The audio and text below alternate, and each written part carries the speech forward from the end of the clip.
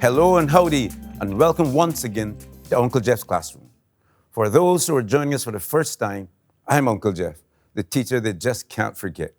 And I will be negotiating this journey of learning English with you. Often we use adjustments to words to change meaning or tense. These adjustments are known as prefixes and suffixes. There are many of these that are used for specific purposes and must be clearly understood. Any misuse will negatively impact how the spoken or written message is communicated. Today, we will identify some of these prefixes and suffixes, give their meanings, and explain how they should be used for proper and correct communication. Of course, it's the focus of Uncle Jeff's Classroom to promote the best possible communication track. Good use of these adjusted words will always help to strengthen that. This lesson can be used as an avenue to take your level of written and spoken communication to a higher plane. Let's begin with our usual short four-item quiz that we'll get back to at the end of our lesson. Get your pencil and paper, and let's get started. Here are two sentences. Provide an adequate prefix for the highlighted word in each sentence. After the show, the dolphin merged itself and could not be seen. The student's bad answer exposed her maturity. Here are two sentences. Change the highlighted word as suggested in the brackets. The dancer was grace in her moves. Give the adjective. The child can swim very well. Give the plural. As is the norm, we'll get back to these at the end of the lesson. But for now, let's go straight to understanding prefixes and suffixes. Prefixes are syllables added to the beginning of a word, a core word that is, to influence or change its meaning. A syllable is a unit of pronunciation that carries one vowel sound and can be a whole word or part of a word.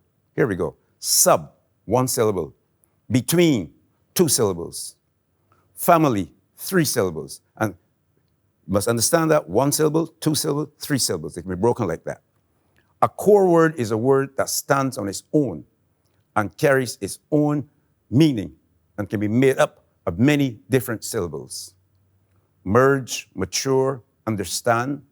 We can say submerge, immature, misunderstand. Some prefixes, when used, give the opposite meaning of the core word. Dis, disagree. Improve. Ill, illegal. Misplaced. Insensitive. Antibody. Irresponsible. Malnourished. Some prefixes carry their own meaning and influence the core word accordingly. Which means again, like reclaim. Anti, which means before, like antenatal. Inter, which means between, like interchange. Which means before as well, like preface. Trans, which means across, like transport, something move from one place across another. Mono, which means one, monologue. Phono, which means sound, like phonograph. Auto, which means self, like autobiography, which is a biography written by oneself. Each of these prefixes can only be affixed to certain words. There's no set rule, but these can be well understood through reading. There are some general placements that could serve as a guide. Here they are.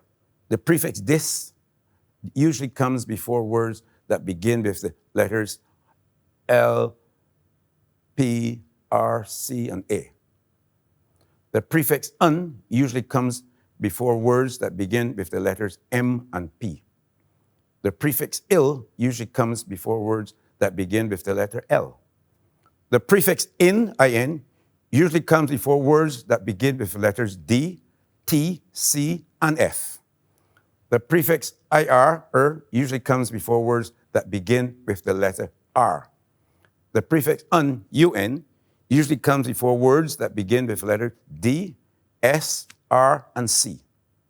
The prefix anti, mal, those prefixes, anti and mal, have very few limitations.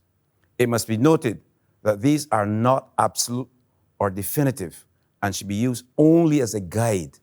Suffixes are syllables, suffixes on the other hand are syllables added to the end of a core word to influence its meaning. Suffixes perform three main functions. They change the part of speech, child, childish, brave, bravely. They change the tense, dance, dancing, talk, talked. They change the number, lash, lashes, lady, ladies. Okay? Those are very simple rules to remember. And that's suffixes do that all the time. Now let's get back to the quiz we gave at the beginning.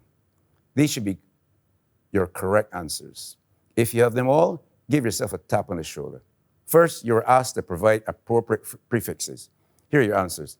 After the show, the dolphin submerged, which means went under itself and could not be seen.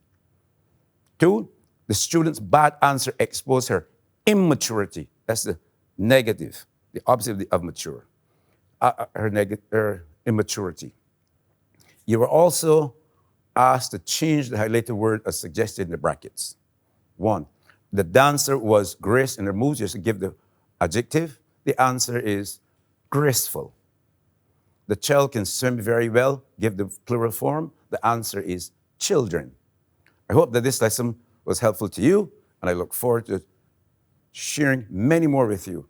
To ensure this, please click on the subscribe button so as to keep these lessons coming.